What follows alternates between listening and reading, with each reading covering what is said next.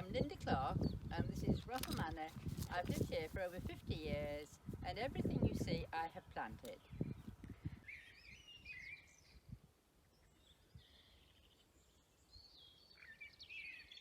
Well, we came here and there was nothing here and we had to do something, and we discovered the ha-ha effect after we'd been here a few years, and we restored the drive because that had gone completely.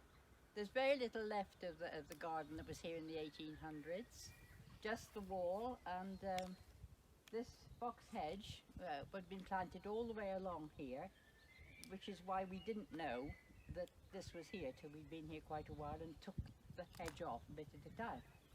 These are some of my favourite trees here, right by the drive, because of the barks that I can see in the winter. Betula septentrionalis, Acer griseum, and this is Acer cappadocicavorium. The leaves aren't out on it yet, but it is one of my favourite trees. It's yellow all summer.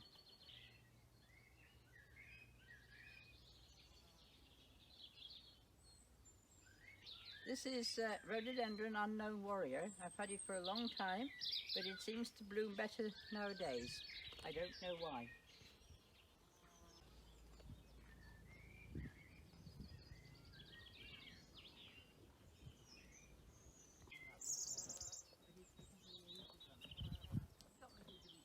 This is Stachyurus praecox. It's been out for about a month, but it isn't a shrub I ever see anywhere else.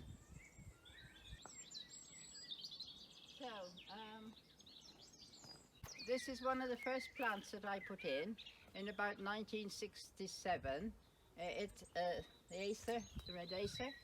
It was a long time getting started because it was made up sort of poor, very poor soil.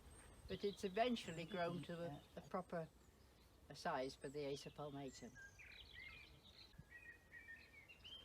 This is Paulownia fargasi, the tree version of the Paulownia. I planted it in 1979 and it took 20 years to flower, but now it flowers every year. It has a blue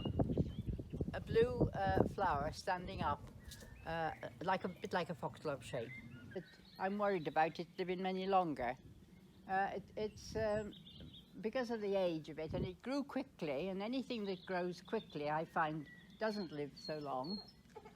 But hopefully, with taking the dead out all the time, we shall keep it. It'll live as long as me. This is one of my favourite shrubs. It's a Wigelia praecox, and I'm very much afraid I've lost it due to all the wet weather, and it was just recovering a little and starting to come into leaf, and we've had some dreadful frosts, and I doubt it's killed it.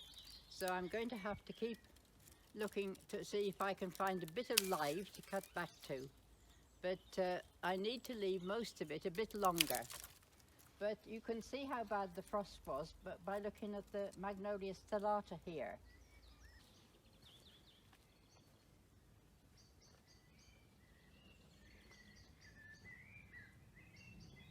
One of my favourite Acers, Acer sankarki.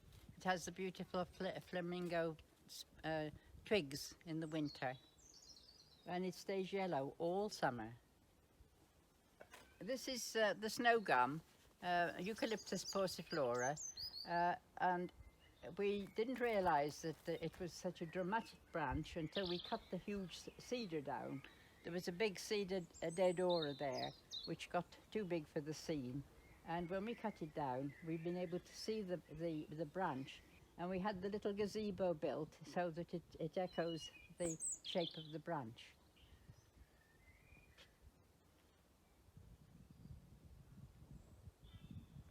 Hebe Black Prince. I bought it at a garden opening, and I think that was what they called it. But I'm often asked about it on open days. I would like to start some more from it actually, but I've never got around to it yet.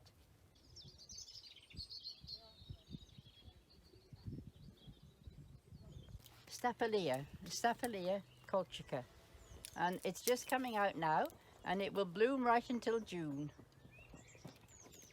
Yes, now then. I think we should walk down here towards the... This is Cornus Eddie's White Wonder.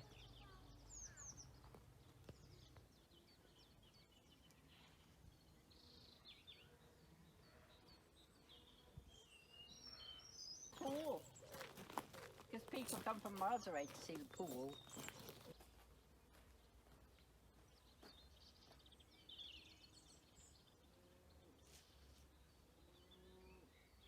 This pool is a riot of colour from June right through the whole of the spring.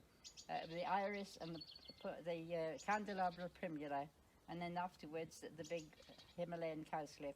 But here we got the very first signs, because it's only in the middle of April at the moment. These are the first colour appearing of the primula pulverulenta.